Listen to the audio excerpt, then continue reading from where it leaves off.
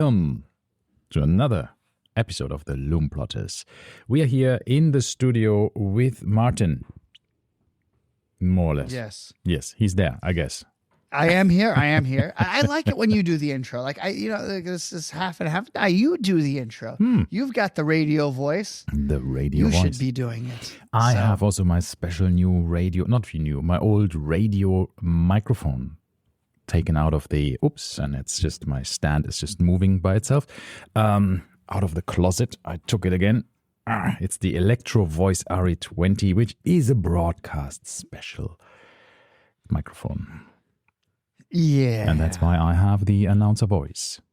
Yes. Well, I could also. No, I can't. I can try, but not with my Vocaster DM1. It's not going to happen.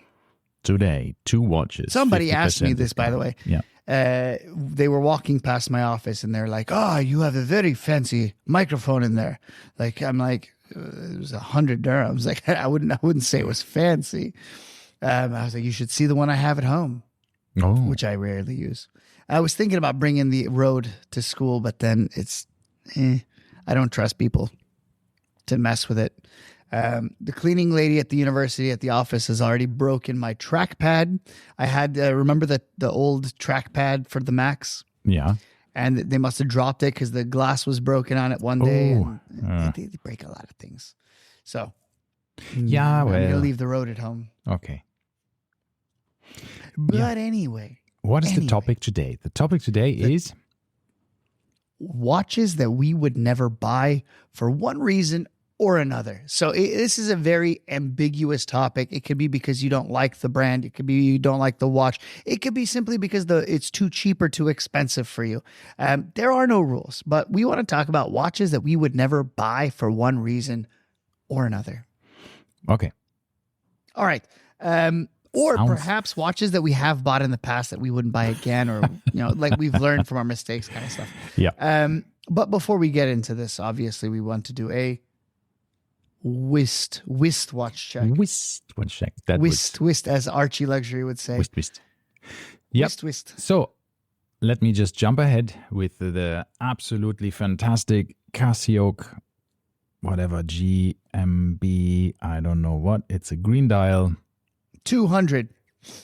2100. I think it's the 200. It is 2000. Is it 2000? It is a 2100, I think. It's the green dialed version. It has the whole thing that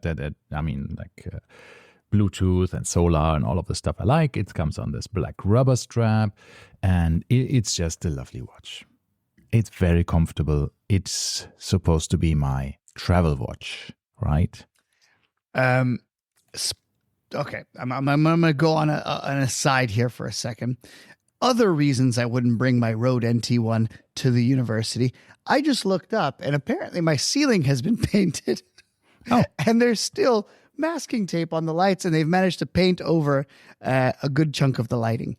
So imagine that just dripping down onto the road while these guys are on a trackpad. It could be also quite annoying when you have, paint bumps on it. It's not as smooth anymore. I no longer have a computer here, so I just bring my laptop to and fro. Or should I say Mahmoud's laptop to and fro.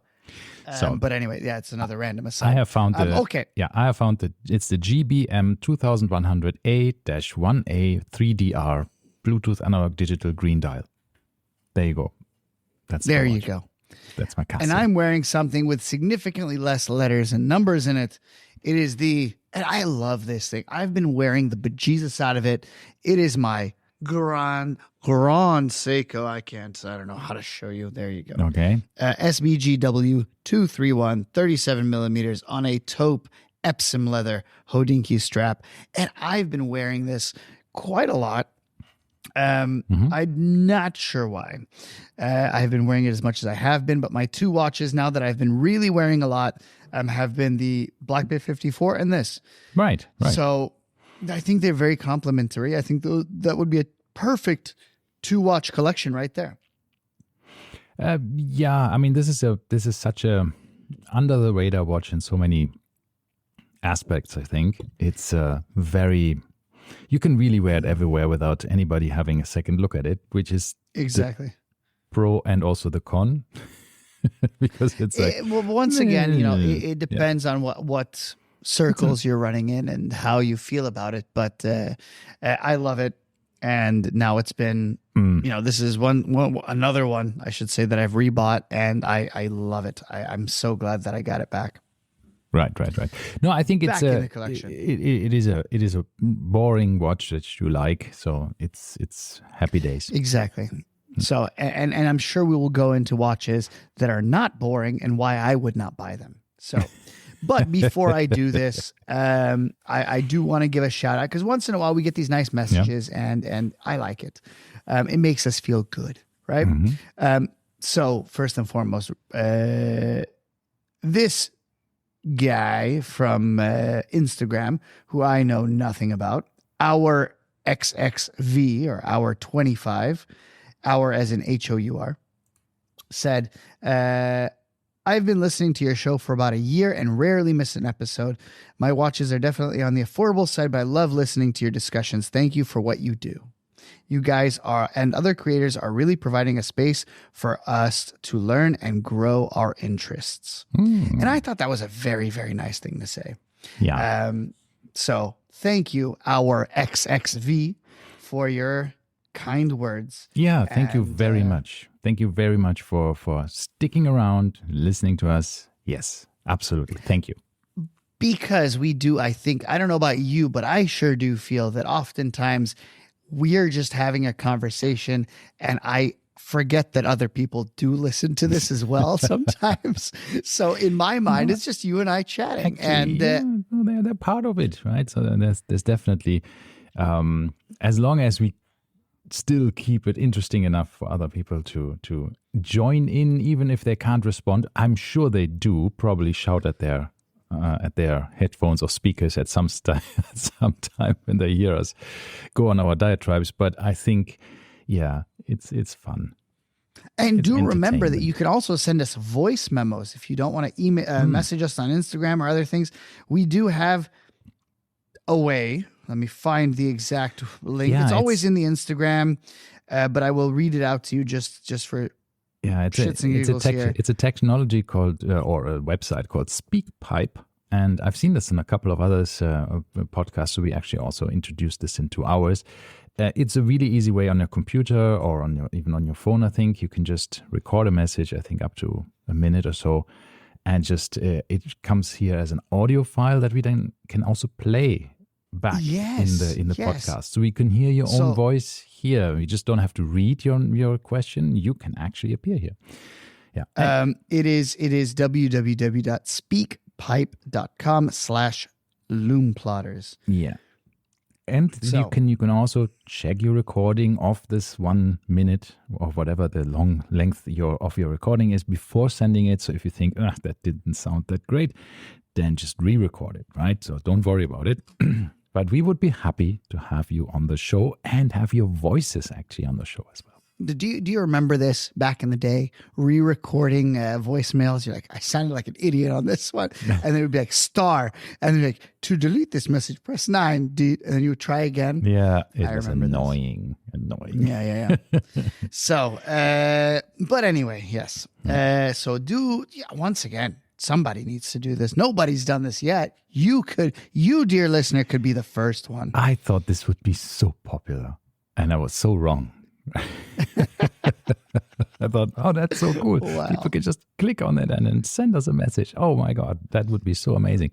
And then yet nobody has used it yet. But so be the first, please. So anyway, going back, our last couple episodes ago, we talked about our collections as well, right? Mm-hmm. And I did make when I was putting together the Instagram pictures, I did notice that Ralph doesn't have a single watch without a date complication. Yeah. Every single one of them has a date. And I thought that was very neat. He's very consistent. Mm-hmm. And it's just funny to me how you and I sit here opposing each other with drastically different taste. Like I look through your watch collection. I'm like, like maybe one of them, like I would take. And yet we still, I guess this is the good thing. We don't agree on very much. And therefore this becomes a good conversation. Yes, exactly. We don't agree on not much. Yeah. It's okay, that's true. But Yeah. So there you have it. yeah, that's what I think is actually the salt of the earth, right? For watch collection or watch collecting. It's just like you have your individuality and you can express this based on which watches you wear. It's like clothes, it's like fashion. It's everything is just like, or your haircut, whatever it might be. It's Thanks you. for noticing. I got one yesterday.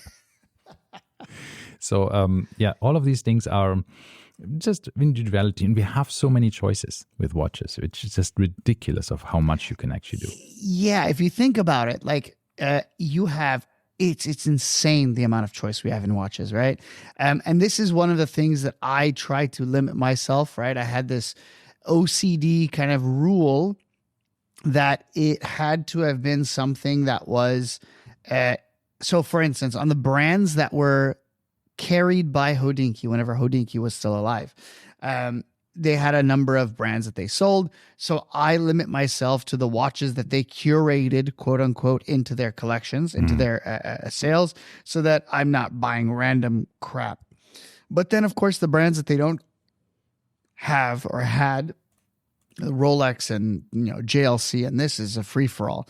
But then those are kind of like, if you look at JLC, there's not that as many choices as if you looked at Omega, for instance. So who knows? Everybody should kind of have their own thought process on what they buy and what they don't buy. So, and this kind of leads us into today's topic, unless you want to talk about something before then. Any news? Any news? Yeah, what can I say about news? No, nothing new in my collection, but I will go tonight, later today, on a JLC event. Yeah, I have a visitor. I was invited to this as well. I told them, don't you know Thursday's a school night? And they did not know that. So I'm scheduled for 6 p.m. So let's see. It's a friend of mine. It just didn't come directly to me because I do not have a JLC in my collection. But so my wife has two, but I don't. So a friend of mine is is in town. He's in the same watch club as me, a German watch club called Caliber Uhrenclub, and he's in town for some business stuff. So he said, hey, well, why don't we meet? So he said, okay, fine, we will do that. And then he messaged me and said, hey, I'm invited by the JLC boutique to actually go and spend some time with them. And why don't we meet there? I thought that's great, right? So we can meet each other for the first time in person, and also then have a look at the JLC watches there and see who's there. What is it about? I don't even know the details. So no idea. I saw it was on a Thursday. And I saw, no, I'm not going to come. I obviously. heard there is somebody very senior there, but I'm not sure. It's going to be like an 85-year-old man. Nah. But see, Yeah, totally unrelated to JLC at all. It's going to be an 85-year-old man. Look, here's our very senior man. I am betting on the CEO. Let's see. Who is the COO or CEO? No, CEO of JLC? Of JLC.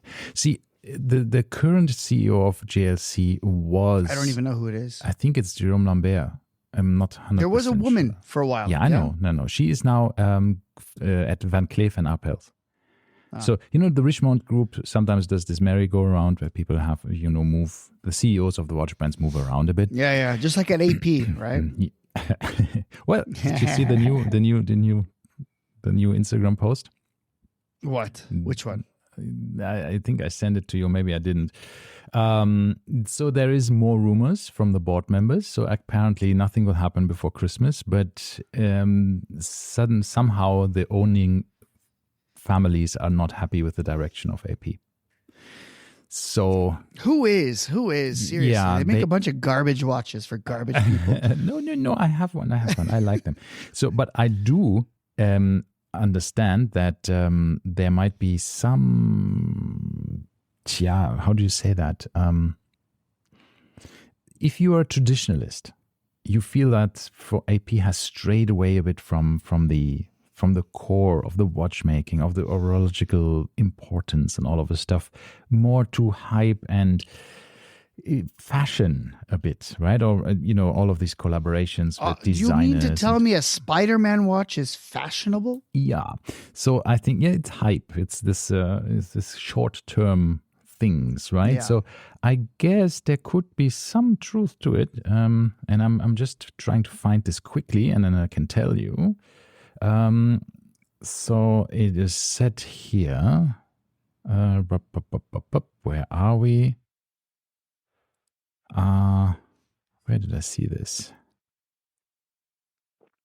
Oops. Yeah.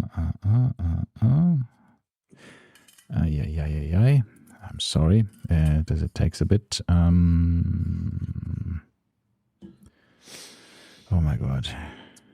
Yeah. Oh my God. I said removed. No. Board clash. Here. It was actually a few days ago. So the power struggle at AP, the AP board behind the CEO's Resta's planned departure, they were quick to deny it. So it won't happen overnight. Probably not this side of Christmas during the 150th anniversary year. But the search for a replacement has begun in earnest. They say the lack of Resta's connection with watchmakers and oversight of products has led some family shareholders to think that she was not the right leader for the brand. AP's narrative is no longer about the product of the house. It's about entertainment, music, and celebrities.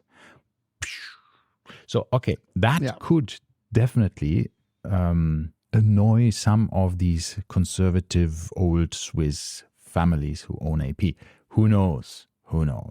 I mean, this is, again, still a rumor. Maybe this is inside scoops, as always. But we will see when we will see, right?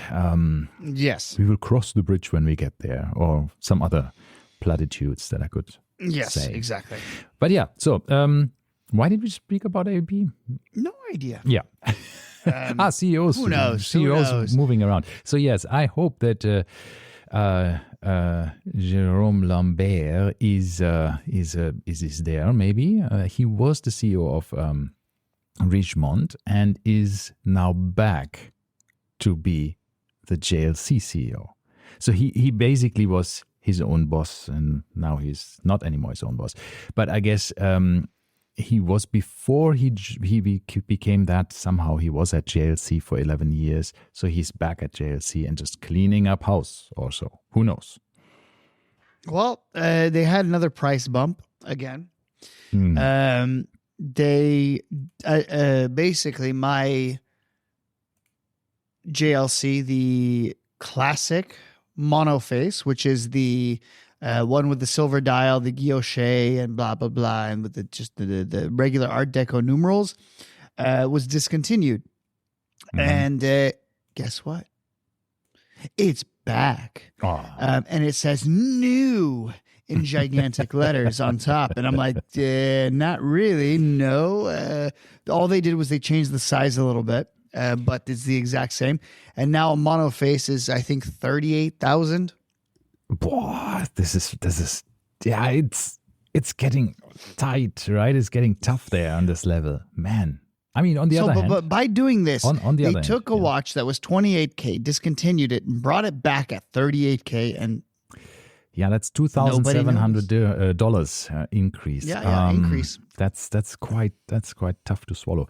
But you know what? I mean, technically, it's a watch that is the same price as, let's say, a Submariner.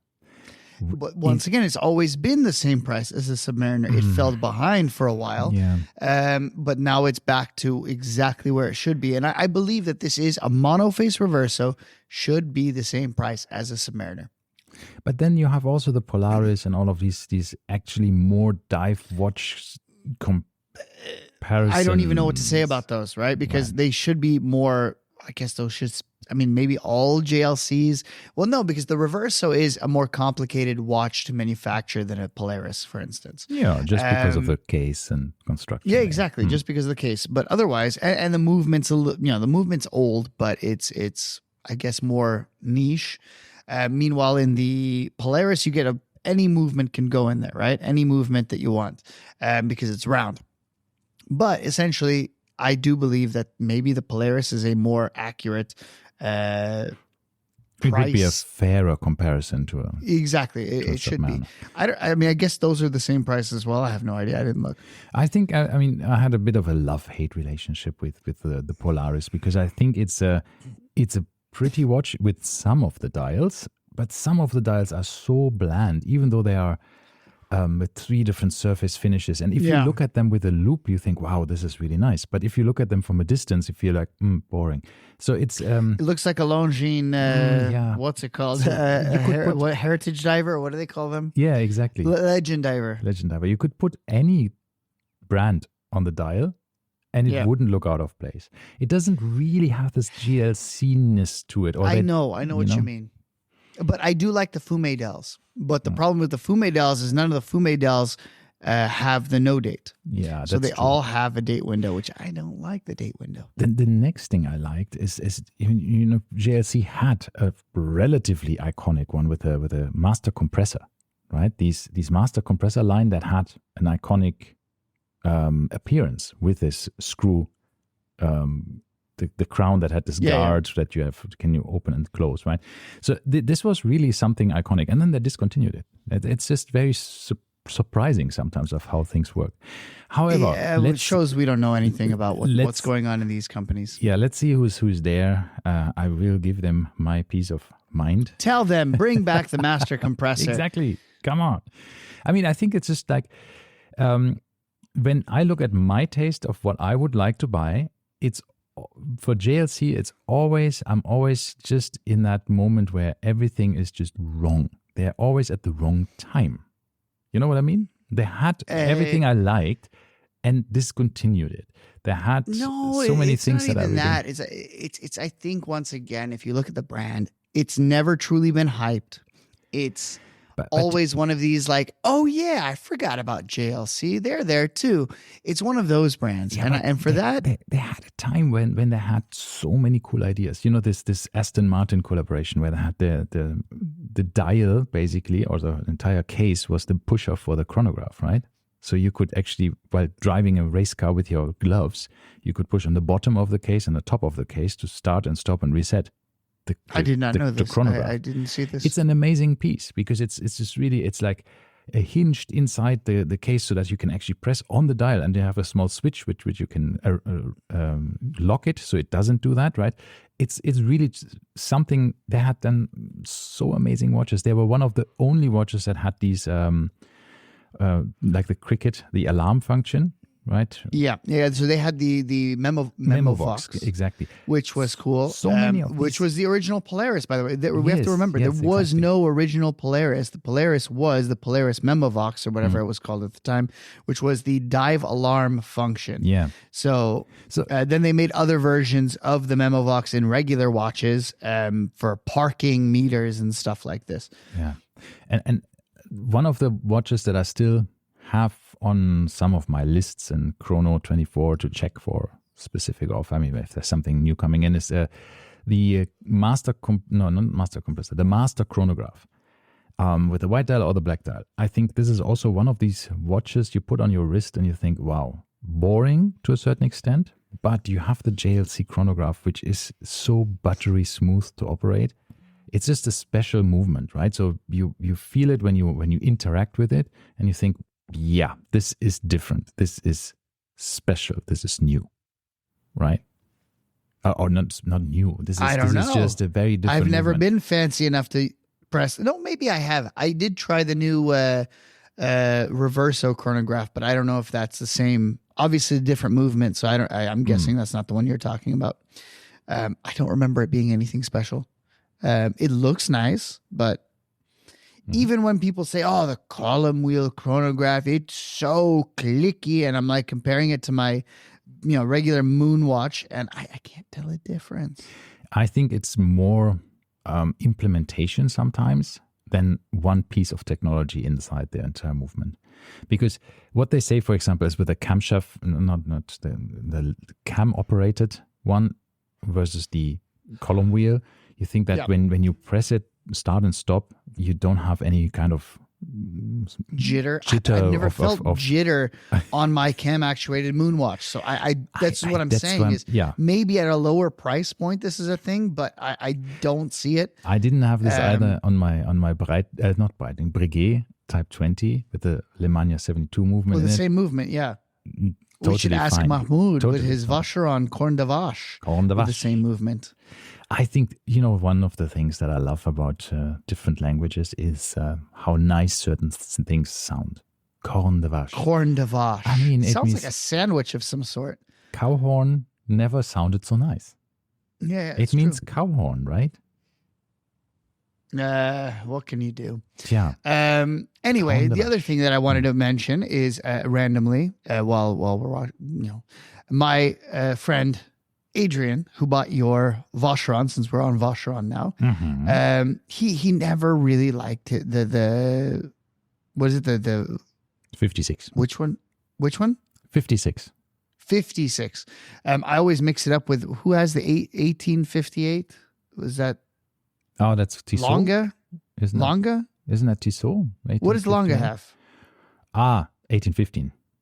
They have 1815. 1815. So I always mix it up with that. But nonetheless, so he bought this and he put it on a black leather strap. Yeah, that's the original one. Which, is that the original? Because I agree.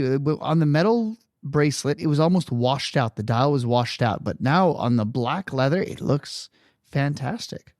Yeah, I had So it maybe on the- Vacheron on the- knew it better. on the brown and on the black Yeah.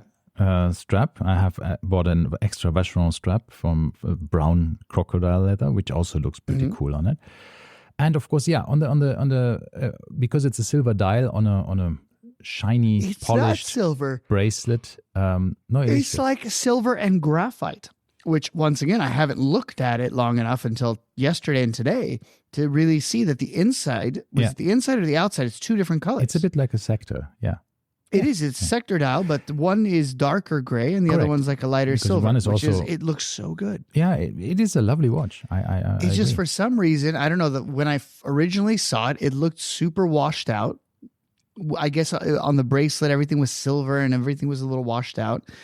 Maybe it was super bright sunlight or something. I didn't see the contrast as much. But now with the black strap, No, it it looks is a lovely watch. very nice. Very nice. Very nice, very nice. It is a lovely watch, but yeah, what can you do? Also, pre-owned for a price way under Yeah. the price of a Any Submariner. Vacheron for that matter. Yeah. Yeah, it's the entry level Vacheron. Any But this is anyway. stainless.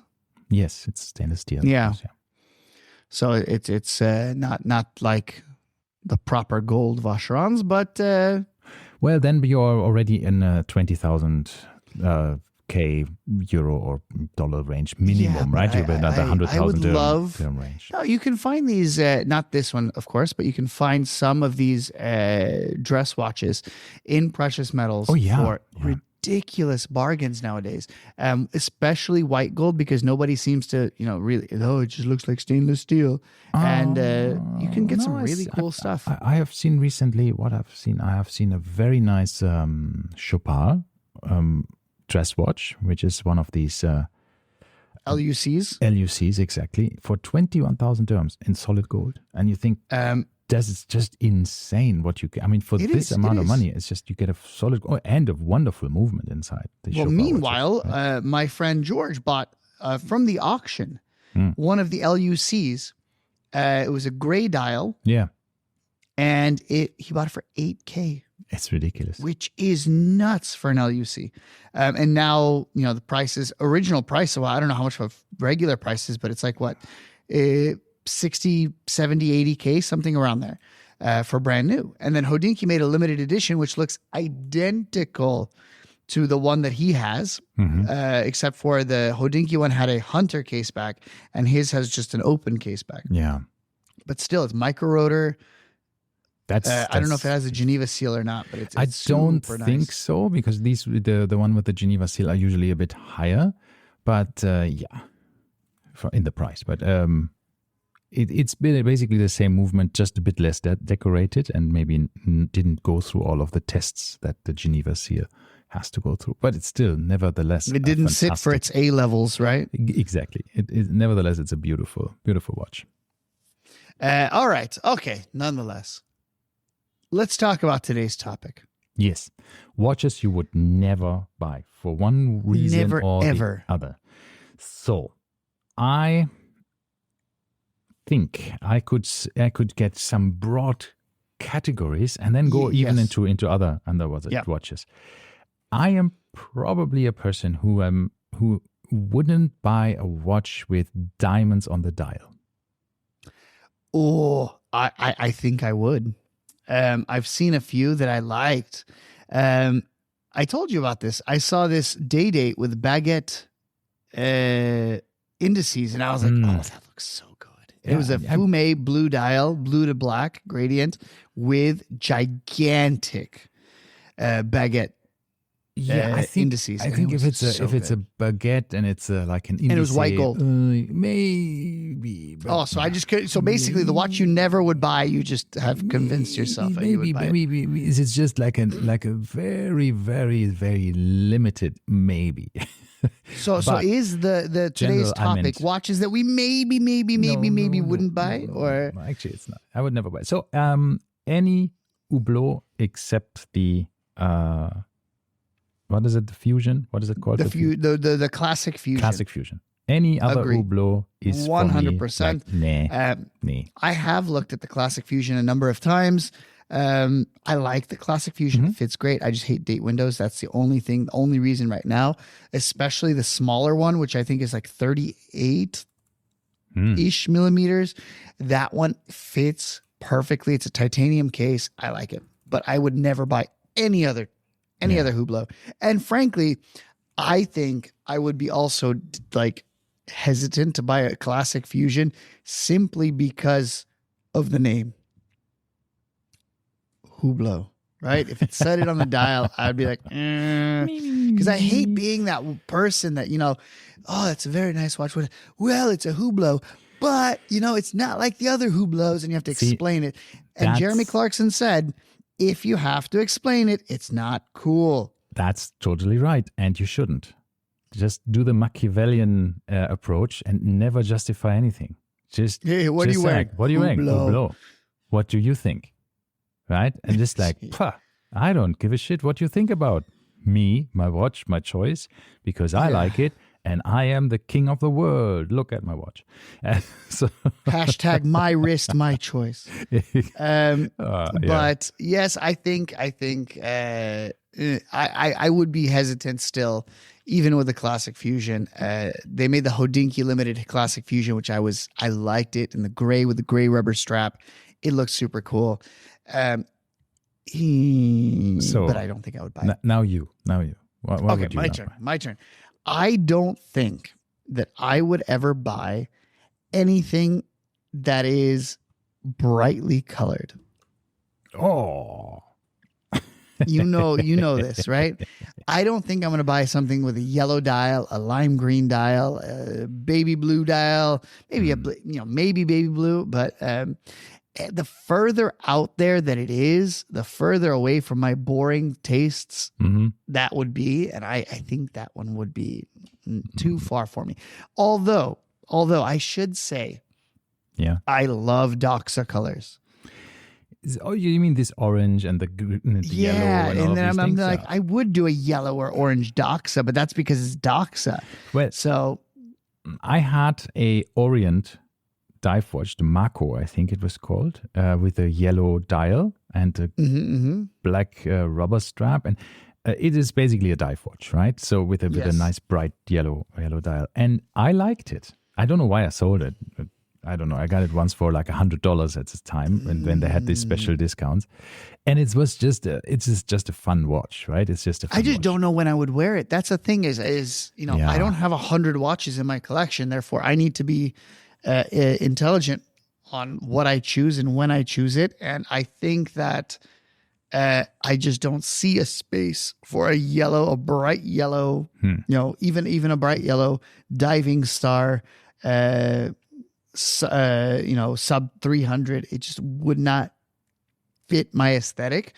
I would, go towards the class, even in the, those watches. I would go towards this. My where I live is black, silver, some kind of eggshell cream color, and I don't have any at the moment, but blue. Yeah. And those I want it to be like a darker blue. As I mentioned, I might make an exception for something like the Lagoon Blue Tudor Black Bay 54 because I think that the texture of it and all that kind of comes together. Also for the Shosho, the Grand Seiko Shosho, insanely cool blue.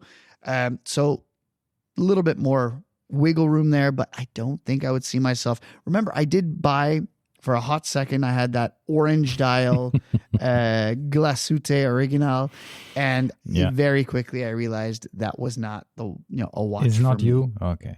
I saw this on Dubai Watch Week on a lady, and I couldn't take my eyes off that the lady. Of the wrist. Hopefully your wife's not listening. No, of the wrist of the lady, because I thought I wasn't sure which watch it is, but it had this Eye of Sauron, right, effect. Yes, that's the one I had. And I couldn't. I thought, but they have it in different colors. Yeah, they have like a mint green one. They had a blue one, and then they had the orange one. Yeah. So they had 3 different iterations of that, and I think the greenish or the bluish would have been a more suitable choice. Yeah. Okay. Your turn. My turn. Okay. I think, and this could be a bit controversial, but I have an incredible respect for the watchmaking, for the brand, and for what they actually represent, and how much fun and excitement and exactly. I knew you were going to go. I would probably, even if I had the money, not buy an MBF, because for me, these watches are too impractical. And I'm not a person who can just have a watch in a watch box to admire and wear around the house only, even though I work mostly from home. So I actually, if I wear my watch to the office, it's just a different room in the house. But it's still, when I feel this is not a watch that you can wear, especially not the bulbous ones, right? Which have. This is very funny that you mentioned this. I've seen the people do bulbous this, one is the Legacy Machine 01, I think. Yeah. And no, not the 01. They have different Legacy machines. Yeah, this LM 101. I 101, guess I don't know. LM 101. The blue dial with the white subdials, super bulbous. That one actually, at my first Dubai Watch Week, I saw that on the literal hand of, I think, 50% of the attendees at Dubai Watch Week. And I was like, what the hell kind of club is this where everyone has the blue dial, Legacy machine, and they look ridiculous. And the thing is, no one can fit it under a freaking dress cuff because it's so big. So everyone had their sleeve rolled up one so that the watch would be on display and would fit. And I'm just like, this is the stupidest thing. I love the look of it. I do love the look of it. Yeah. But what in the hell would I do with this? Yeah, I mean, see, for me, it's my clumsiness. It's the biggest reason for that, because I know I will bang into doorknobs and whatever, what have you, and sometimes the walls that I scratch when I walk past if my watch is just a bit too thick. And that's funny because I have thick watches. I have watches with 15 millimeters tall, right? Like the Panerai and the AP Royal Oak Offshore, right? They are bombastic, big watches. But I just feel that this bulbous sapphire, I don't know. I feel that it's just like it's just like a target on my back. It is. Like this is gonna break. But it's just funny that I saw so many people wearing this, and they're like $100,000, and I'm just like, what in the hell would you do with this? Like, where are you wearing this to besides Dubai Watch Week?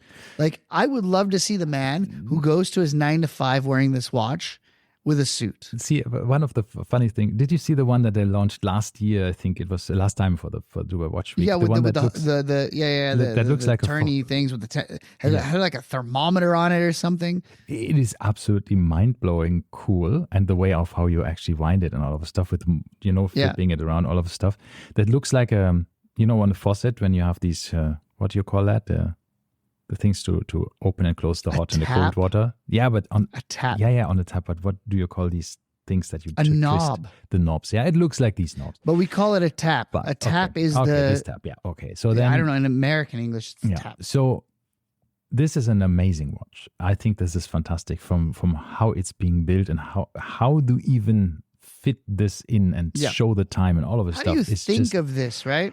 unbelievable, and the creativity is fantastic. And I think the world is definitely a much better place with MB&F in it, the watch world. They do so much. They have, and Max Büsser personally has done so much for so many brands. Fantastic. And I really love him. I love what he represents. But the watches are just not for me.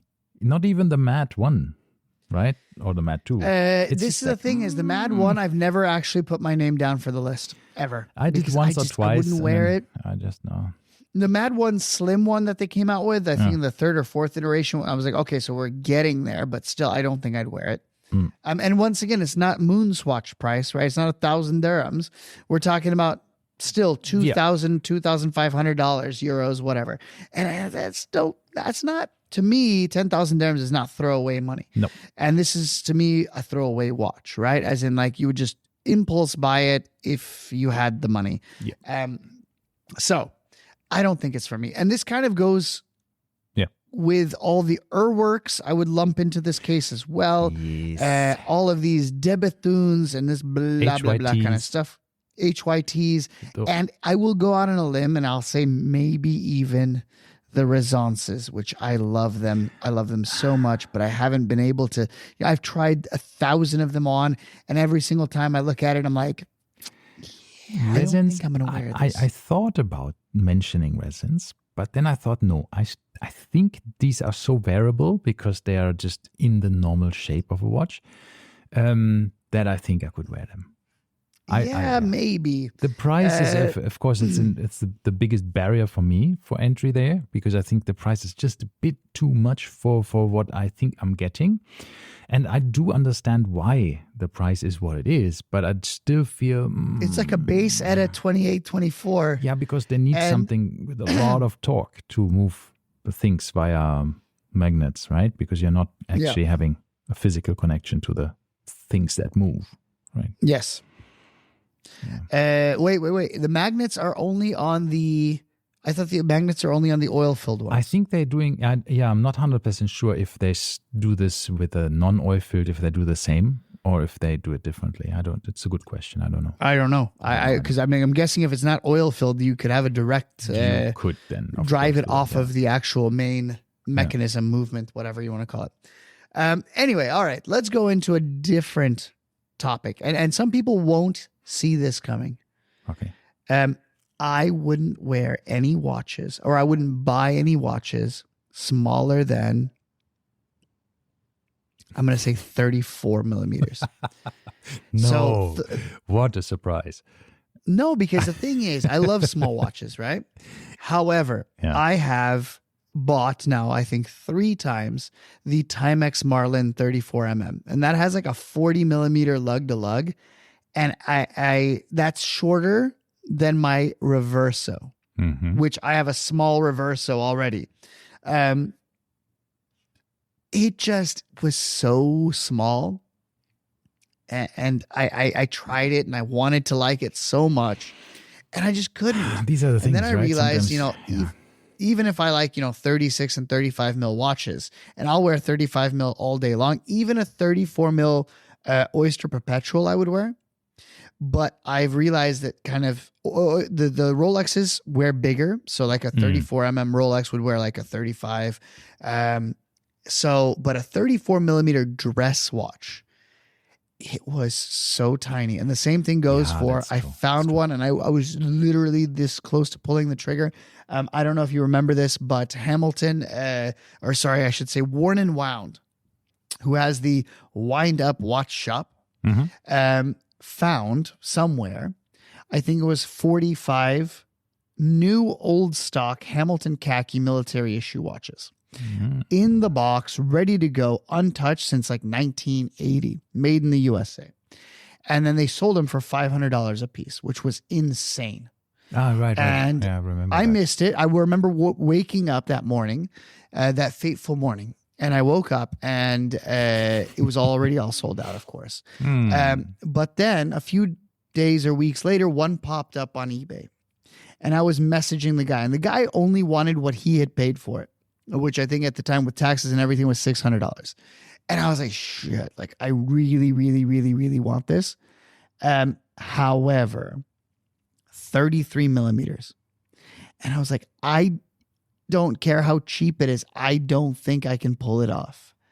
And this is one of the things that I learned. And I don't know if I never tried it on, but I'm just guessing that 33 millimeters would just be too small. And that's just for me, right? And most of the time I do like 36 millimeters is where I live. Like I love that size. It's a very I'm classic here wearing size. a 37 millimeter, right? It's a very classic size. And I think 36 is also something that would be the smallest for me. But I would wear 36, depending on the watch, of course. But it's a watch that you can get used to, right? Even if you're used to bigger watches, you can get used to 36, no matter how big. So it could be. I would say I would never buy it. In the sense that I haven't bought one yet, but I've tried on tons of them, and it didn't work for me. I didn't like the look of it. See, on my wrist, it is this like my wife had this Blancpain perpetual calendar solid gold watch, and it was I think 35 millimeters. It was supposed to be a man's watch back in 1992 when it was somehow in this range when it actually came out, and for her it was perfect, right, from a size perspective. And I really tried to just put it on a longer strap and just wear it, but it's just 35 was just too small on me, and especially with this very small lug to lug, it just looked weird on my rather flat wrist. Right? And I should mention this that the lug to lug has more of an impact than the actual size of the watch. It does. If I had a 34 mil watch with a 44 lug to lug, I would have no issues with it whatsoever. But once again, when we start doing this 40 lug to lug, 40 is the dial size of a freaking Submariner. And you're telling me your lug to lug is within that size, right? Yeah, it just is tiny. So I think you're right. It's not actually the dial size that I'm objecting to. It's the lug to lug size. Yeah, I think so too. So on the flip side, of course, I say the same thing with probably I wouldn't wear anything larger than 42. That's I can agree with usually, yeah. Although I did have a Doxa sub, which was technically a 43.5 or whatever. But the lug to lug was 46. I think that's where even the Panerais come in with I have a 44 version of the Lume Marina, the 1950s with a thick case. It is a big watch, even though it's only 44 millimeters, but because it's so massive. Then you have the 45 millimeter Radiomirs, which is the small Radiomir size, but it's still wearable because of the short lug to lug and because it's a very slim watch, right? Actually. But also they have like 30 millimeter strap sizes. Like it's insane how big these Panerai straps are. Yeah, the normal Radiomirs have like, I think 26 millimeters they start, and in that taper a lot, thankfully. But they are though extremely comfortable, right? That's one of the things to wear. I think the Panerais. I would like one. I would like one. I never still have my Blue Notte, my submersible, submersible with a steel bracelet that I really, really want, and I think I'm going to pull the trigger eventually. This time for real. Sure. In the next 6 months or so, but let's see when my watch budget allows it. Which watches would I otherwise not buy? I think also one category that I don't like is revived watch brands with a complete lack of history. You know what I mean? I mean, there's a watch that has Nevada a history. Grenchen, Vulcane, et cetera, et cetera, et cetera. If they relaunch it with the same models and the same watches, I think I could be okay with it if it's in the same spirit. But if you just take a name that was around and just start making new stuff. Invicta. Or maybe even the likes of Gerald Charles or something, which is, yes, it has a bit of the design of Gerald Genta and it was his brand and it's just revived, but it doesn't have any relation really. It's sometimes so weird when people just buy a brand. And I say this, if there's no respect for where they're coming from and what the brand actually means. It's just a brand name to make it easier to start the watch. And this is one of the things where I find, for example, I don't know anything about Gaillet, for example, or Gallet. Okay. Gallet. I don't know. I know which one you're talking the about. I new- know nothing is about an- it. Is a brand that Breitling just bought. It's a Also, non-functional Universal brand. Genève. Yeah, but Universal Also- Genève is also a watch brand that they bought that was still operating in I think it was owned by a group in Hong Kong, and they were still operating Universal Genève and bringing out watches that had not much to do with the old Universal Genève. They were just some kind of watches, and that's exactly what I mean. That is a watch brand that has somehow was bought by somebody, and they just brought out nearly really weird yeah, watches that had the brand name on it, but it didn't mean anything really, right? It was just a mall watch basically. Yeah.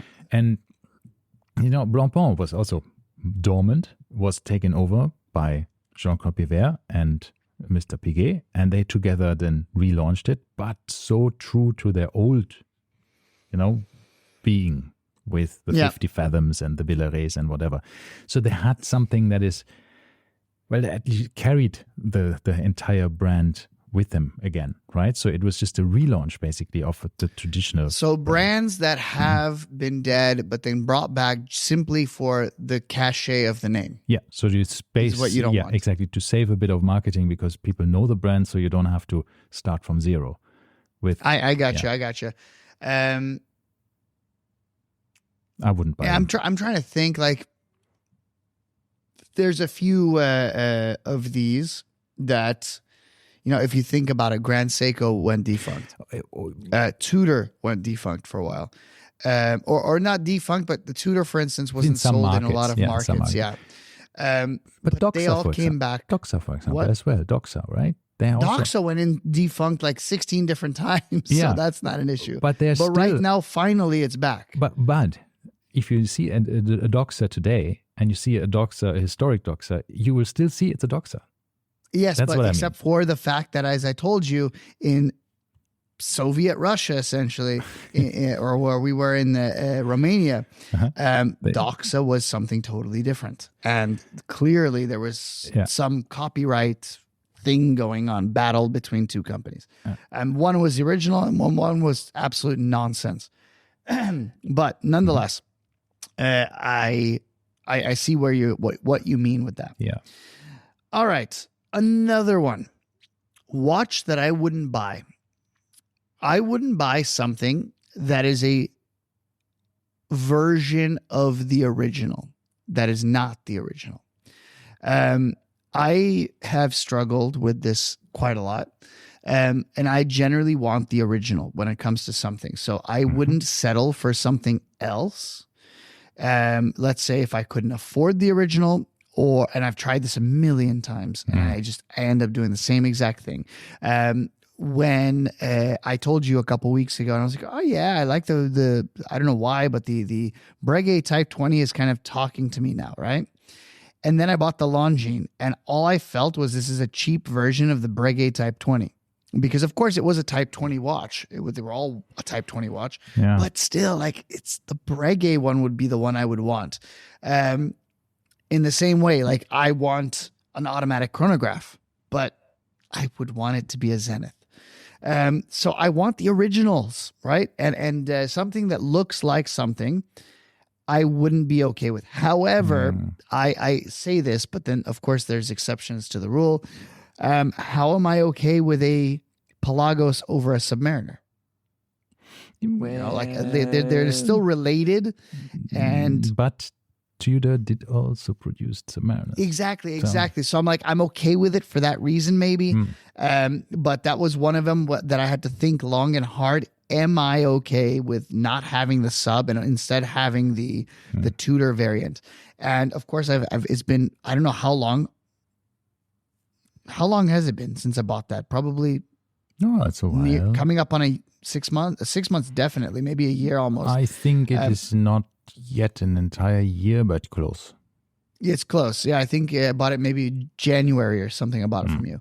But nonetheless, the point is, I 100% believe that I made the right choice. But if this was, let's say, made by Omega, I think I would struggle to quench my OCD about that. So buying the originals and not some kind of copy. And this is probably why I don't like the Moon's watches either. Yeah. I have no Omega anymore in my collection. I still have the Speedy. Surprising. But I see some of them. I mean, I recently saw one advertised in one of our watch groups. I think for 20,000. It was a Tresor. And I think a Tresor, isn't that a female version? Is that ladies' watch? But not necessarily. I don't know. Anyway, I don't even know. Solid gold, hand wound with a golden bridge on the back. I just saw it this morning and I thought, wow, this is such a nice watch for such a good price. Yeah. And yet it's somehow, I just don't know. I don't know for why. Someone else. It's just, nice watch for somebody else. Because I do feel like and it's going a master into these... compressor. I mean, sorry, not master compressor, master chronometer. So it's actually a very modern one. It's not anymore under production, but it is still a watch that is relatively recent, right? So this is... I don't know. For the price, so good. Solid this gold. is one of the issues that I have with vintage watches as well, is you open up a can of worms. I think the Tresor, the Omega Deville Tresor is not a women's watch. I think it's men's. Some, I think, Tresor were female, but I'm not 100% sure. Yeah, I'm sure they made some, but it doesn't matter. Anyway, long story short. Yeah. Okay. And if you go down this rabbit hole, oh, this is nice, that is nice, and you open up this can of worms, you end up in this deep pit of kind of like going down the rabbit hole, and I think I would never come back. And this is one of the reasons why I feel I will not enter. And I am not saying I will never do it. I'm not saying I won't buy it, but I feel I shouldn't. Responsibly, I shouldn't enter the realm of vintage watches. See, there's one of the things that also prevents me from vintage watches. I don't mind vintage watches in general because I think there's some amazing watches there. Yeah. But on the other hand, I feel when you talk to people about, let's say, magnetism on watches, when people say like, oh, well, this is not anymore the case. When was the last time your watch was magnetized? Yes, because we're all wearing relatively modern watches, right? If you would wear... the old watches, the vintage watches, then you would have much more issues with magnetism. Not only not just with magnetism, with accuracy, with water resistance, with just being everyday wearable. So I think we are a bit spoiled nowadays. We have more magnets around us than ever before, but our watches are more resistant to magnetic fields like ever before. So that's the benefit of having a modern watch. With an old watch, I would have to be careful where I put it, what I do with it, all of this MagSafe attachments that you have and all of these other things that are magnets everywhere in your life. There's just too much going around. And I had a lot of magnetism issues 10 years, 15 years back with some of the watches.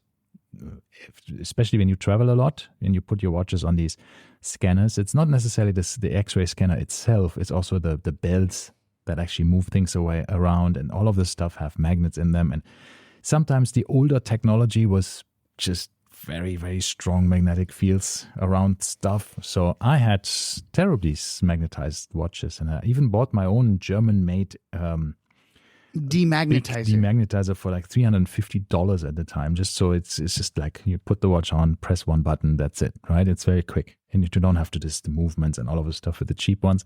You just put it on, press the button, 2 different or 3 different ways of putting the watch on, press the button, that's it.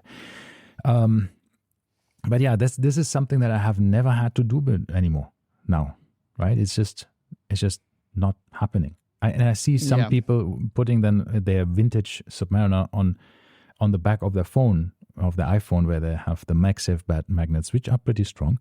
And I think, that's probably not the best idea, right? It's just not good. And then, if they don't care for accuracy, then it doesn't matter either. Half of these people don't even have their watches set. Yeah, that's true. So that's also a case. Okay. All right. Let's do one more each. Because we're running out of time, or just a quick one. One each, one maybe. Another one that I think, and this is going to upset a lot of people, especially these our good friends at the Micro Indie Collective. I don't think I would ever buy a micro brand. I've tried them. I've done them so many times, and I don't know why. They just don't click for me. And I do feel if I buy a watch, I have to support that brand. I have to, believe in, because I'm spending a lot of money, right? If I spend 10,000 dirhams or however many dollars buying a watch, I should like that brand, right? I'm not going to buy a watch from a brand that I don't support.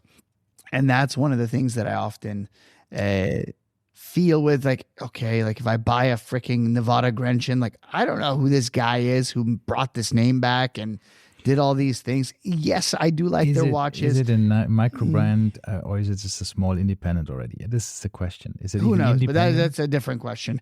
But I'm saying, I've been thinking about buying another Unimatic because I sold the first one or returned it. And I'm like, yeah, do I really want another? No. See, the thing is, I got mine, or I will get mine, hopefully in November. They just pushed out the delivery date, unfortunately, because it's a watch club watch. It's a specifically made for us, our watch club. So that could be quite nice. I had an Oris made for the Arab Watch Guide once. I don't think Oris is a micro brand. No, but it's an independent. But it's still where I got also not. But you also sold it, right? Yeah, I sold it because how many Orises have I gone through? It was purple. I think for me it was just the color. No, the purple was cool. I had no issues with the color. I didn't. I just didn't warm up with it. I thought I would. Even that color I would be okay with, but seriously, like there's been so many watches that I've just kind of blown through. Yeah, I think for micro brands, I do think if you are into micro brands, and it's a valid point that you have sometimes. It's not about the price, obviously, right? You would wear a Seiko and a Casio, so that you have no problem wearing cheaper watches. Yeah. It's sometimes just the feeling that there is a lot of creativity, there's a lot of things, and maybe if there is one watch or one micro brand or one watchmaker, which is it's fluid, right? What is an independent, what is a micro brand? But sometimes you have watchmakers that make a watch, let's say for $3,000 to $5,000, that you feel this is me, and then everything could change. If that's really a watch where you're saying that this is exactly what I wanted a watch to be, then it could change maybe for you. That you're saying that. I agree. And this is one of the things that I'm hoping maybe one day somebody will release something that I feel like, oh my God, like I have to have it. But it hasn't really happened yet. And I keep, trying to buy stuff and saying maybe this time it'll be different.